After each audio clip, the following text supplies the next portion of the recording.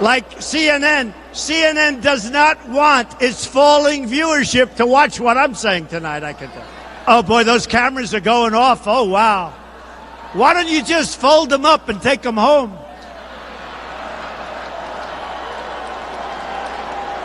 Oh, those cameras are going off. Wow. That's the one thing. They're very nervous to have me on live television because this can't happen. Is he talking about his staffers there? You know what that is? That is the sound of the president lying again. In fact, we and others kept the cameras going for each and every one of those 77 minutes that he spoke, including every last attack on the people broadcasting it.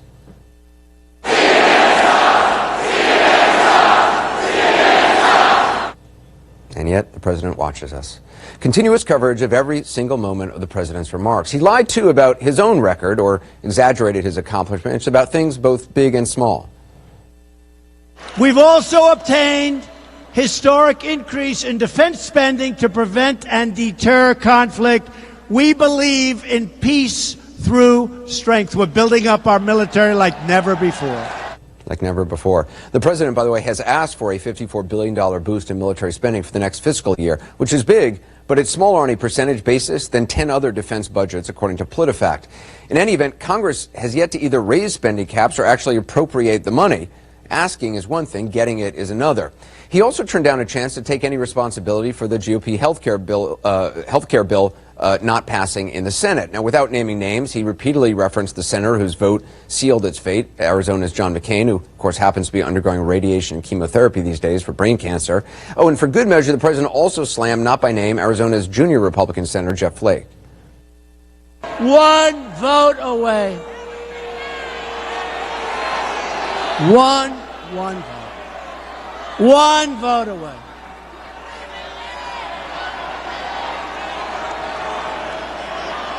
We were one vote away. Think of it. 7 years. The Republicans, and again, you have some great senators.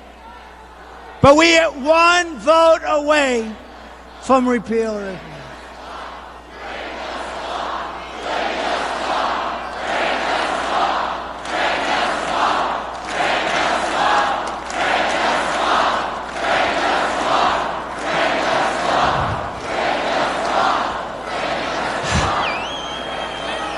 But you know, they all said, Mr. President, your speech was so good last night.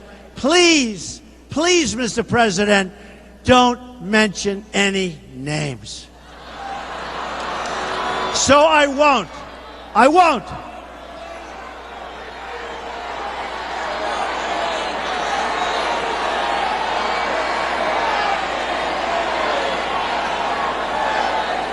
No, I won't vote. One vote away. I will not mention any names.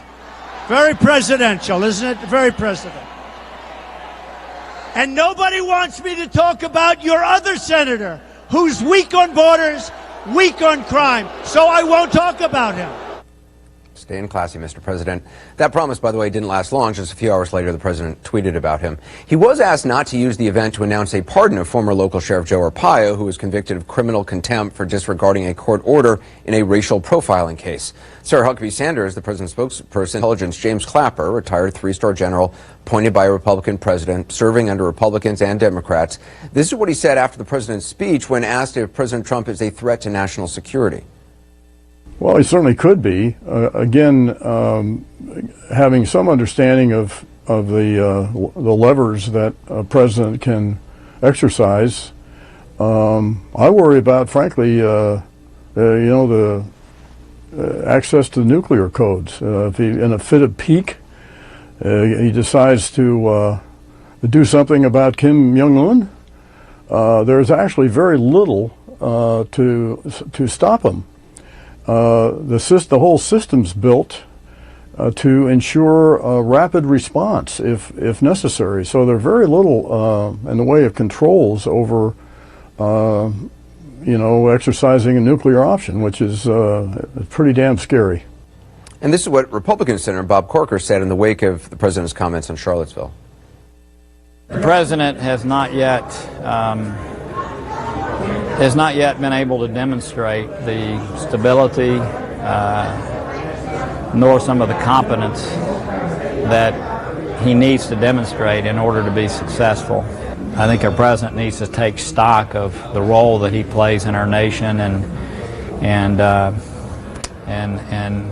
move beyond himself, move way beyond himself, and move to a place where daily he's waking up thinking about what is best for our nation. Moving beyond himself. Supporters of the president say his base doesn't care if the president lies or not, and many Republicans believe him over the media reporting about it. So be it. But even those who don't care if he lies have to at some point wonder what drives it. What is it that makes someone so uninhibited, so untethered by facts and the truth, not just in random tweets pounded out in the early morning hours while the president's watching morning news programs, but in settings like last night, lying directly to those who support him the most? As one Trump biographer who joins us later tonight said, it might be fruitless to get inside the man's head, better just to look at what he does. And when you do that, a thread becomes clear. Whether it's insisting his inauguration crowds were the biggest, even though they weren't, or that he won a historic electoral vote victory, which he didn't, or that he said all the right things about a victim of domestic terrorism when so many Americans clearly believe he did not. With President Trump, there's always one constant: himself. It is always about himself, about his crowds, about his victory, his strength, his wealth, his intelligence, his speech, his reviews, his coverage, his innocence, him. Last night, first and foremost, wasn't about the people in that auditorium as the president claimed it was. Maybe that was the biggest lie of all. Last night, what we saw was all about him. If the president really wanted to make last night about one person, he could have easily made it about John McCain, a man he disagrees with, but a man who has dedicated his life to serving and sacrificing for this country.